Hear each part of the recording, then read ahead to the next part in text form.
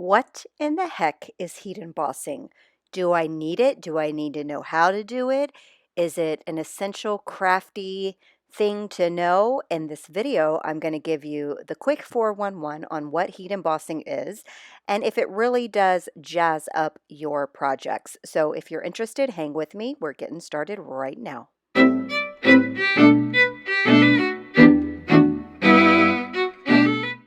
All right, so first let's just do basic heat embossing. I'm going to use the same embossing ink and the same embossing powder, but I'm going to do one on one white cardstock and one on a navy blue cardstock. So I am inking up my stamp with the Wow embossing ink. I prefer this embossing ink because it is slow drying, so I don't have to work like super fast and worry about my ink drying. Now, embossing ink is ink that you use prior to heat embossing. However, you can also use it like a watermark stamp, like this right here.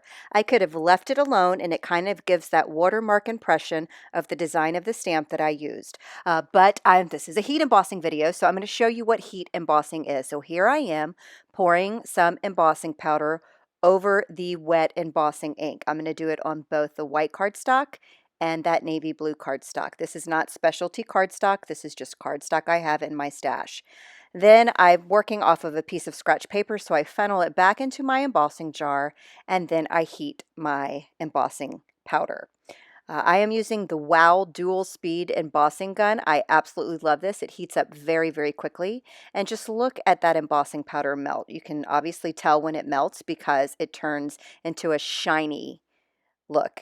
It shows up a lot better on the dark cardstock, but there's something to be said about the white cardstock too. So once that embossing powder is dry, you'll notice that it's smoothed out and it's shiny and it no longer looks like powder. It's also a tad bit dimensional. So you get that shine from the heat embossing or the embossing powder melting, but you get a little bit of dimension from that as well. And here's a look at the two embossing powders. Same exact thing, same exact stamp, just different color card bases. All right, now I've grabbed my MISTI stamping tool because I want to show you a couple of ways that you can multicolor heat emboss. Now you can do this with multiple colors of embossing powders, but a lot of people don't have a lot of colored embossing powders, so I'm going to show you another way as well. So I did use an anti-static tool there. That was that little powder pouch you saw. It's just filled with some kind of powder and it helps keep stray embossing powder getting from all over the place. I only want my embossing powder to go where the embossing ink is. In this case, this was a tree that I inked up with the Wow embossing ink. Here I am sprinkling a little bit of pink embossing powder from Wow onto the tree, and then I'm going to finish off the tree image with this gold color. All the supplies I'm using will be linked below in the description for you. So this is going to give me a multicolored tree. Now I could have gone in with a whole bunch of different colors, created a rainbow tree or whatever, but for the length of this video, I didn't want to get too carried away. So here I am just drying again, like I would melting any heat embossing powder. I'll use my Wow heat gun and boom, I've got this beautiful pink and gold tree. And it's just really pretty against that stark white background. You don't need specialty paper for heat embossing either. You can just use the cardstock you have. All right, so what if you don't have a lot of colored embossing powders? Well, this is when those colored ink pads will come in handy. And I am using my MISTI stamping tool specifically because I am inking up the stamp with different color inks. So I need to make sure that I stamp in the same place every single time. I am not good at looking through my block and lining up my stamp. So my MISTI is my saving grace. So I'm just going in with a couple of different colors here. I tried to stay in that yellow and pink family that I used with the pink and gold embossing powder. So I'm trying to keep in that family by choosing the specific Catherine Pooler inks that I used.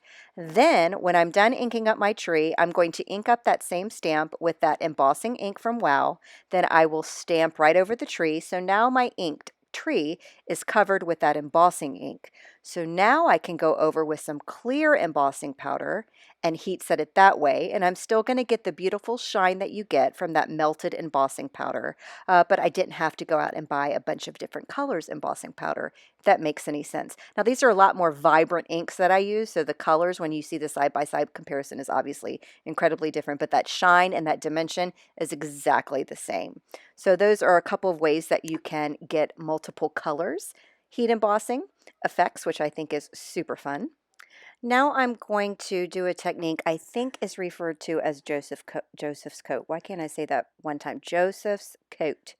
Yeah, so this is a beautiful stamp set from Penny Black. Again, I'll link it below. I think it's called a Love's Glow. It's a beautiful floral image. I don't know what kind of flower it is. I just know it's pretty. So I'm going to ink it up with my embossing ink. And then I'm going to go in with a couple different colors of embossing powders. Embossing powders also come in different types. Like you can get glitter embossing powder. These have, this is like a mixture with like a silver and a pink.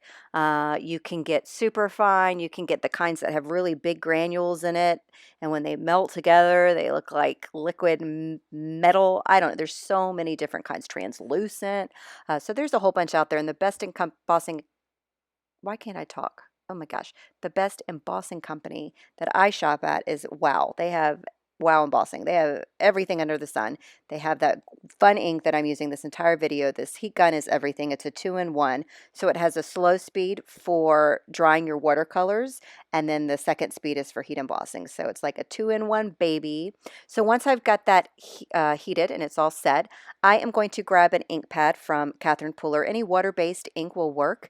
Don't use a permanent ink. It won't work like that. But when you heat emboss, heat embossing acts as a resist. So the ink that I'm actually placing over the image, the heat embossed image is going to resist. I'm going to get a dry cloth and wipe the ink off the surface of where the heat embossed image is, and all that black ink that's kind of sitting on top will just wipe away. And now I've colored my background and gotten in the little nooks and crannies of that floral image. And just think of all of the possibilities with this technique. You can do a rainbow background, you can do an ombre background, whatever floats your boat without, it's like you're trapping your image, and nothing you do, no ink, no nothing is going to get in the way, right? So think of it like that. So I love using it as a resist. I think it's really a lot of fun here. Now for my last example, I have to add a little watercoloring of some kind to the video since I'm so into that lately. So same stamp set. Now this is watercolored cardstock because I knew I was going to do some watercoloring here. So the Catherine Pooler inks work beautifully with water. So I'm going to actually stamp this in with different colors multiple times. This MISTI saves my life. I swear it's my lifesaver. And I'm just going to continue to ink it up until I get a good color that I want. I'm keeping in this, using the same color inks that I used in the other cards. No sense in pulling out a whole bunch of different colors. But as I ink that up, I spritz that stamp with water and then stamp that image down, and I get this beautiful watercolored, and it looks like I watercolored that flower, and I totally didn't. Hello. So I'm going to keep going in. I wanted a little bit more red. Oh, I did pull an extra color. This is Rockin' Red. I want a little bit more red to it, so I inked it up, sprayed it with water, and then stamped it just to give a little bit more shadow effect, all with the ink and the water, I swear. So it looks like I hand painted. Somebody that gets this and that doesn't watch my videos is going to think I am just a wonderful watercolor artist. Yeah, it's just ink, water, and a beautiful stamp set. But don't tell. All right, so once that's good and dry, I'm going to take that embossing ink and I'm going to stamp it again because I want to basically set that. I don't want that going anywhere. So I'm using that heat embossing as a resist again. So I'm inking that up with the embossing ink. I'm going to sprinkle on some clear embossing powder, and then I'll go ahead and heat set that. And now I did want to say, totally not off subject, but has nothing to do with this card. When you're heat embossing sentiments, I think it's really important to use a super fine embossing powder because you want to pick up on all the, or any kind of detailed stamp, not just sentiments, but definitely sentiments, detailed stamps. Use a super fine embossing powder because you want to make sure it picks up all the details of those fine stamps. So now I can go in and watercolor around the flower, and I don't have to worry about all that watercolor that faux watercoloring I did with the flower because I heat set it with clear embossing powder. That ain't moving, baby. We're good to go. So now I can add whatever colors I want and not have to worry about it turning to mud or just messing up that original image and then it turning into a big watercolor blob. So I love heat embossing for that reason too. And I also think a good heat emboss sentiment is where it's at. You got a nice, beautiful background or a really busy card. Heat emboss a sentiment in black. Ooh, it just jumps off the page. At least that's what I think. So I always dab a little bit of, a little bit of do ya, dab a little bit of do ya. And I'm going to go ahead and dry this with my heat tool. I'm using this on the first setting. And I'm getting dizzy actually watching that gun flinging all over the place. But that's this card. Beautiful, watercolor. All I have to do is add sentiments. I can either stamp a sentiment on there and heat emboss it. I can cut a sentiment strip, but I'm going to save this in my little background file that I keep with all these backgrounds that I create and do nothing with. And then when I need to make cards quickly, boom, I have all these backgrounds I can use. Now this is one I did off camera. I basically heat embossed this with a yellow embossing powder and then watercolored it. So that yellow is trapped. It's locked in there because I heat embossed it in yellow. Boom. I'll link to all the stamps that I used and everything below in the description. But here's the quick 411 on what the heck is heat embossing. And do I need it in my crafty life? Yes. Yes, you do, in my opinion. Thanks for watching, you guys, and I will see you again next time for my next video. Have a great day. Bye.